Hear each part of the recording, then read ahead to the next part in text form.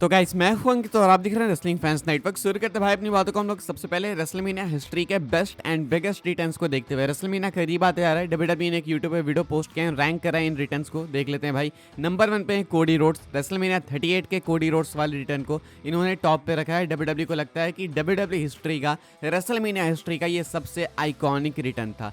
Hardy boys का return number 2 पे है रेसलमेनिया 33 वाला। काफ़ी सारे लोग डिसएग्री कर रहे हैं, लोगों को लगता है कि हार्डी बॉयज नंबर 1 पे होने चाहिए एंड कोडी शायद नंबर 2 या नंबर 3 या उसके नीचे आ सकते हैं। हार्डी बॉयज का रिटर्न एक्चुअली में काफ़ी क्रेजी था भाई। रेसलमेनिया 33 वाला काफ़ी कम लोगों ने वो एक्सपेक्ट किया था। कोडी वाला काफ़ी ऑब्वियस हो गया था, लेकिन हार्डी बॉयज वाला एक्सपेक्टेड नहीं था। इसके बाद नंबर 3 पे है अल्टीमेट वॉरियर। रेसलमेनिया 8 का इनका रिटर्न, जिसके बारे में मुझे कोई आइडिया नहीं है, ज़्यादा हल्का फुल्का देखा है मैंने, लेकिन ऐसा कोई आइडिया नहीं है। रेसलमेनिया 20 का रिटर्न अंडरटेकर का। उसके बाद नंबर 5 पे है Randy seven and miss Elizabeth. इनका रियूनियन हुआ था रेसलमेनिया 7 में। नंबर 6 पे जॉन सीना रेसलमेनिया 35 वाले थगनॉमिक्स रिटर्न के साथ में। नंबर 7 पे एनडब्ल्यूओ रेसलमेनिया 31 के रिटर्न के साथ में, ये भी आइकॉनिक था भाई। उसके बाद है एलओडी 2000। मुझे कोई आइडिया नहीं भाई ये टीम कौन सी है, कौन सी फैक्शन है या फिर कौन है ये। रेसलमेनिया 14 का रिटर्न इनका नंबर 8 पे। नंबर 9 पे stone cold Steve Austin WrestleMania 38 के रिटर्न के साथ में। आई थिंक इसकी प्लेसमेंट ठीक है। नंबर 10 पे अगेन अंडरटेकर आते हैं रेसलमेनिया 40 का रिटर्न। ये मैं बिल्कुल यहाँ पे नहीं रखना चाहूँगा भाई। इनफैक्ट इस लिस्ट में नहीं होना चाहिए, इसमें कुछ भी आइकॉनिक नहीं था, बिल्कुल भी नहीं।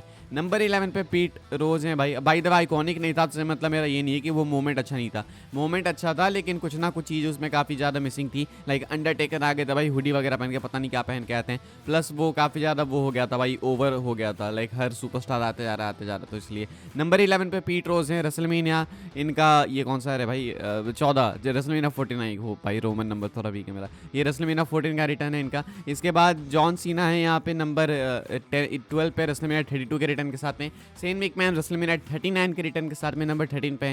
रॉक है रेसलमेनिया 31 के रिटर्न के साथ में नंबर 14 पे। इसके बाद है एचबी के यानी Shawn Michaels, Mick Foley and Austin, ये है इनका रेसलमेनिया 32 का रिटर्न, जो हमें देखने को मिलता है रेसलमेनिया में एंड ये काफ़ी आइकॉनिक था। इसके बाद मीन जीन एंड बॉबी हेनन का रिटर्न रेसलमेनिया 17 में। नंबर 17 पे अंडरटेकर यहाँ पे भाई रेसलमेनिया 34 के रिटर्न के साथ में। नंबर 18 पे जिम रॉस रेसलमेनिया 15 के रिटर्न के साथ में। योकोजुना है नंबर 19 पे रेसलमेनिया 11 के रिटर्न के साथ में। 20 पे स्टेफनी मैकमैन रेसलमेनिया 40 के रिटर्न के साथ में। ये यहाँ पे क्यों है भाई, ये बताओ, ये लिस्ट कैसी से बताइए, यहाँ पे स्टेफनी क्या कर रही है भाई। इसके बाद है नंबर 21 पे रॉकी जॉनसन रेसलमेनिया 13 के रिटर्न के साथ में। नंबर 22 पे है जॉन सीना रेसलमेनिया 40 के रिटर्न के साथ में। नंबर 23 पे है पैट मैकअफे रेसलमेनिया 39 के रिटर्न के साथ में। 24 पे रॉडी पाइपर रेसलमेनिया 5 के रिटर्न के साथ में एंड 25 पे है final boss the rock WrestleMania 32 के रिटर्न के साथ में, जिसका मुझे कुछ समझ नहीं आया बिकॉज वो पहले से ही अनाउंस थे कि वो होस्ट होने वाले हैं। तो डब्ल्यूडब्ल्यूई ने ये लिस्ट कुछ अजीब सी बनाई है भाई, लगता है कुछ फूक फूक के।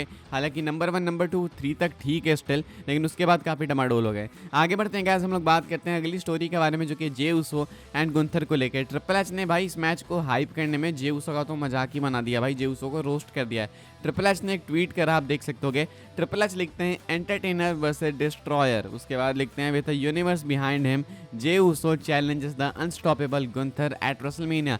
कहते हैं भाई ट्रिपल एच की एक एंटरटेनर है यानी कि एक छमिया है, और एक डिस्ट्रॉय यानी कि रेसलर है। कहते हैं ट्रिपल एच की डब्ल्यूडब्ल्यूई यूनिवर्स जे उसो के पीछे है सपोर्ट करने के लिए, एंड अनस्टॉपेबल गुंथर को क्या जे बीट कर पाएंगे रेसलमेनिया में, ये देखना होगा। देखो ये बात बिल्कुल सच है कि डब्ल्यूडब्ल्यूई यूनिवर्स पीछे है जे उसो के, लेकिन सपोर्ट करने के लिए नहीं, उनको गिराने के लिए। क्योंकि जे उसो की जो हरकतें हैं रिसेंट के मैचेस में भाई फैंस को बिल्कुल नहीं पसंद आई है। 70,000 सुपर डिसलाइक्स मारे फैंस ने। प्लस यहाँ पे ट्रिपल एच का खुद इनको एंटरटेनर बोल देना इस मैच की जो हल्की बहुत रेलेवेंसी थी रेसलिंग के लिए वो भी गायब कर देती है। लाइक एक एंटरटेनर, भाई एंटरटेनर तो कुछ भी हो सकता है, डांसर भी हो सकता है, कोई भी हो सकता है। जे उसो को ट्रिपल एच ने रेसलर भी नहीं बोला, मतलब कुछ भी नहीं बोला, सुपरस्टार भी नहीं बोला, एंटरटेनर बोल के छोड़ दिया। तो ट्रिपल एच भाई यहाँ पे खुद ही रोस्ट कर रहे हैं जब जे उसो को, तो कौन ही सपोर्ट करेगा भाई इस मैच को। आगे बढ़ते हैं, हम लोग बात करते हैं अगली स्टोरी के बारे में, जो कि हमारे एक्चुअल सुपरस्टार को लेके। ये है अमेरिकन नाइटमेयर कोडी रोड्स को लेके।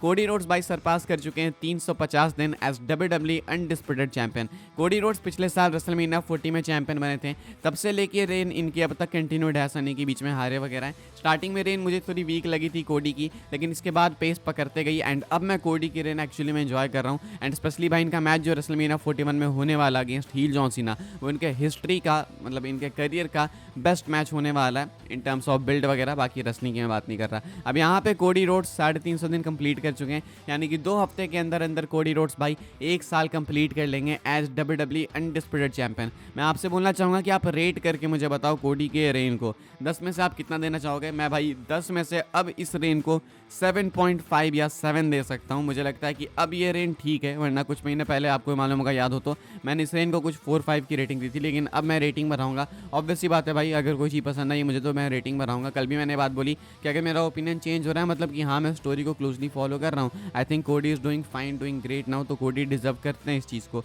तो फिलहाल कोडी के लिए मैं 10 में से 7.5 की रेटिंग्स दूंगा। आप क्या फील करते हो कमेंट करके बताना। आगे बढ़ते हैं गाइस, हम लोग बात करते हैं अगली स्टोरी के बारे में एंड रोस्ट ऑफ रेसलमेनिया की बात करेंगे। WWE ने भाई रोस्ट ऑफ रेसलमेनिया अनाउंस करा एंड इसके टिकट को लेकर क्या अपडेट है वो देख लेते हैं। टिकट सेल्स कितनी हुई है, तो टोटल सेटअप कैपेसिटी भाई इसके लिए भी 3170 है। मुझे लगा कुछ चुने हुए लोग आएंगे, लेकिन यहाँ पे भी नॉर्मल जनता होने वाली है 3000 से ऊपर एंड हो चुके हैं ऑलरेडी डिस्ट्रीब्यूट 2313 टिकट्स। अभी 857 टिकट्स बचे हैं, ये भी बिक जाएंगे भाई, इसमें कोई डाउट नहीं है। यही चीज़ है भाई, इसलिए तो WWE मस्त ऐसे टिकट के प्राइसेस हाई कर रही है। टिकट्स की प्राइसिंग भाई बढ़ा दे रहे हैं, इनको मालूम है कि लोग तो खरीदेंगे ही खरीदेंगे और लोग खरीदते भी हैं, तो WWE भी गलत नहीं है एंड लोग भी देखना चाहते हैं। तो दोनों साइड से अगर है, वो कहते हैं ना जब मियाँ बीवी राजी तो क्या करेगा काजी, वही वाली बात है भाई। तो फिलहाल टिकट्स को लेके ये कुछ अपडेट है, कुछ 850 टिकट्स बाकी है रोस्ट ऑफ रेसलमेनिया के लिए। आगे बढ़ते हैं गाइस, हम लोग बात करते हैं अपनी आखिरी स्टोरी के बारे में एंड एरिक बिशॉफ ने बहुत ही ज़्यादा क्रेजी आइडिया पिच किया है भाई। अब क्रेजी का मतलब हमेशा अच्छा नहीं होता है, कुछ अजीब भी होता है। आप क्या फील करते हो कमेंट करके बताना, मैं आपको बता देता हूँ। अपने पॉडकास्ट 83 वीक्स पे Eric Bischoff says he would have John Cena beat Cody Rhodes at WrestleMania 41 then lose the title to Rock, setting up Rock versus Cody next year. You have not even got on a plane to go to Vegas and your next year is already booked. कहते हैं Eric Bischoff कि आपको advance में book करके अगले साल के WrestleMania को चलना है।